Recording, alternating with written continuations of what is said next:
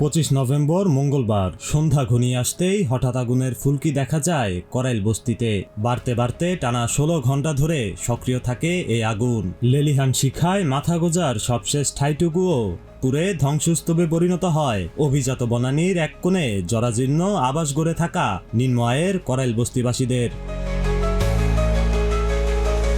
অগ্নিকাণ্ডের পর থেকেই দুর্দশাগ্রস্ত মানুষের ভোগান্তি লাঘবে সক্রিয় ভূমিকায় দেখা গেছে বাংলাদেশ জামাত ইসলামীকে।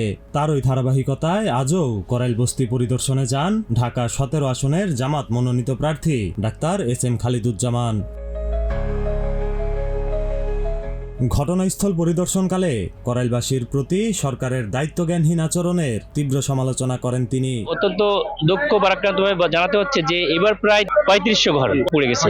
এই মানুষগুলোর যে মানবিক বিপর্যয়, এই ক্ষেত্রে সরকারের দায়িত্বশীল পর্যায় থেকে, উপদেষ্টা পর্যায় থেকে, সচিব পর্যায় থেকে যেভাবে আমরা আশা করছিলাম বা সরকারি পর্যায়ের যে 2-4টা হেলথ সার্ভিস এখানে চালু থাকবে, এটা খুব কঠিন কিছু ছিল না।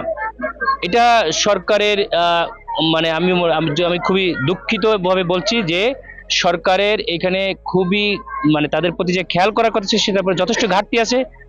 আমি এখন সরকারকে এই প্রোগ্রামের মাধ্যমে, মিডিয়ার মাধ্যমে আমি অনুরোধ করব যে এই এলাকার মানুষের জন্য আপনারা কিছু করুন।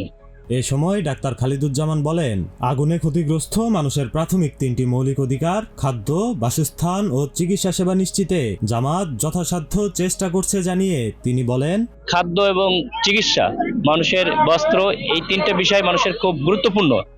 প্রাইমারি যে দুর্যোগে এখানে একদম শুরু থেকে আমরা প্রথম দিনই খাবারের ব্যবস্থা করেছিলাম এবং তাদের যে কম্বল একটু ব্যবস্থা করেছি আমরা, তারপরে তারা যেন থাকতে পারে সেটা ব্যবস্থা করছি। আর আমরা চিকিৎসা সেবাটা পুরো 1 সপ্তাহ কন্টিনিউ করে যাবো আল্লাহর রহমতে। আমরা সেই প্রথম দিন থেকে আমরা কন্টিনিউ করে যাচ্ছি।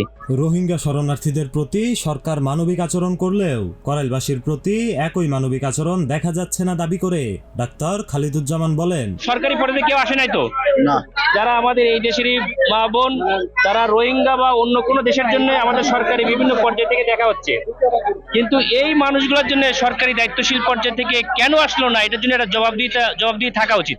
ক্ষতিগ্রস্ত করাইলবাসীর পাশে দাঁড়াতে অপারগ হলে দায়িত্বে থাকা সরকারি কর্মকর্তাদের দায়িত্ব ছেড়ে দিয়ে বাসায় চলে যেতে বলেন জামাতের এই নেতা। আপনারা অনতিবিলম্বে আপনার দায়িত্বের পজিশন থেকে হয় এই মানুষের কাছে আসুন, নইলে দায়িত্বে অপারগতা প্রকাশ করে নিজের গদি ছেড়ে নিজের বাসায় চলে যান।